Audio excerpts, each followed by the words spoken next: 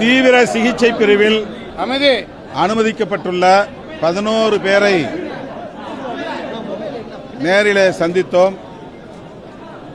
அதில் 65 வயது மதிக்கத்தக்க சுகுணா என்கிற பெண்மணி சற்று கவலைக்குரிய நிலையிலே இருக்கிறார். அவருக்கு செயற்கை சுவாசம் வெண்டிலேட்டர் மூலமாக வழங்கப்பட்டு வருகிறது. அவரை காப்பாற்ற உயர் சிகிச்சை அளிக்க வேண்டும் என்று மருத்துவரிடத்தில் கோரியிருக்கிறோம். இங்கே போதுமான வசதி இல்லாவிட்டால் மதுரை அல்லது திருச்சி போன்ற இடங்களில் உயர் சிகிச்சை அளிப்பதற்கு வாய்ப்பு இருந்தால் அங்கே அனுப்ப வேண்டும் என்கிற கோரிக்கையை முன்வைத்திருக்கிறோம். மற்றபடி 10 பேர் ஆபத்தான நிலையில் இருந்து தப்பித்திருக்கிறார்கள். அவர்கள் இன்னும் ஓரிரு நாட்களில்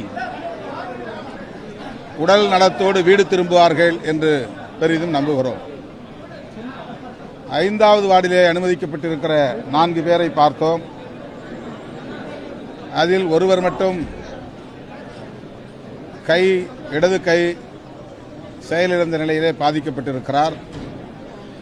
நரம்பு மண்டலத்தில் அவருக்கு பாதிப்பு ஏற்பட்டிருக்கிறது என்று மருத்துவர்கள் செவிலியர்கள் கூறினார்கள்.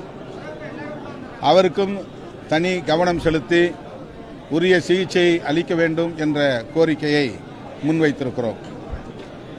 இந்த துயரம் மறக்க முடியாத, ஆற்றுப்படுத்திக் கொள்ள முடியாத ஒரு பெரும் துயரம். இதுவரையில் எத்தனையோ தலைவர்கள் தமிழகத்தில் லட்சக்கணக்கான மக்களை திரட்டி பேரணி மற்றும் தேர்தல் பிரச்சாரம் போன்றவற்றை நடத்தியிருக்கிறார்கள். அப்போதெல்லாம் நிகழாத ஒன்று, முதல் முறையாக தமிழக அரசியல் வரலாற்றில் இப்படி ஒரு கொடும் துயரம் நடந்தேறி இருக்கிறது என்பது கவலை அளிக்கிறது. இதை கேள்விப்பட்டவுடனேயே நள்ளிரவு வேளையில் கரூருக்கு வருகை தந்து மருத்துவமனையில் அனுமதிக்கப்பட்டவர்களை எல்லாம் பார்த்து ஆறுதல் சொல்லியிருக்கிறார் முதலமைச்சர். அதேபோல உயிரிழந்தவர்களின் குடும்பத்தினரையும் இந்த மருத்துவமனை வளாகத்திலே சந்தித்து ஆறுதல் சொல்லியிருக்கிறார். அவருடைய இந்த விரைவான நடவடிக்கை அதிர்ச்சியில் உறைந்து போயிருக்கும் நம்மை போன்றவர்களுக்கு ஆறுதல் அளிப்பதாக இருக்கிறது. அத்துடன் அவர்களின் உயிரிழந்தவர்களின் குடும்பத்தினருக்கு தலா 10 லட்சமும் காயமடைந்தவர்களுக்கு தலா 1 லட்சமும் இழப்பீடு வழங்கப்படும் என்று தமிழ்நாடு அரசு அறிவித்திருக்கிறது. முதலமைச்சர் அறிவித்திருக்கிறார்.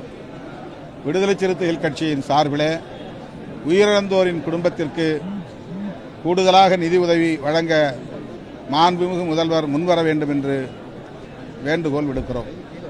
இது கூட்ட நெரிசலில் நடந்த ஒரு துயர சம்பவம். இதை ஆக்சிடென்ட் என்று மட்டுமே சொல்ல முடியும். இதற்கு உள்நோக்கம் கற்பிக்கிற முயற்சி மீண்டும் அரசியல் ஆதாயம் கருதி செய்வதாகத்தான் கருத வேண்டியிருக்கிறது. இதிலே யாரும் அரசியல் உள்நோக்கத்தோடு கருத்து சொல்வதோ செயல்படுவதோ பொருத்தமானதில்லை, ஏற்புடையதில்லை. நடிகர் விஜய் தான் இதற்கு காரணம் என்று சொல்லுவதோ அல்லது காவல்துறை தான் காரணம் என்று சொல்லுவதோ பிரச்சனைகளை திசை திருப்புவதாகத்தான் அமையுமே தவிர பாதிக்கப்பட்டோருக்கு அது எந்த வகையிலும் பயன்படாது. இதுபோன்ற நடவடிக்கைகள் பிற்காலத்தில் நடைபெறாமல் தடுக்க வேண்டும் என்பதற்கும் அது உதவாது. எனவே இதில் அரசியல் விளையாட்டு தேவையில்லை என்பது என்னுடைய கருத்து.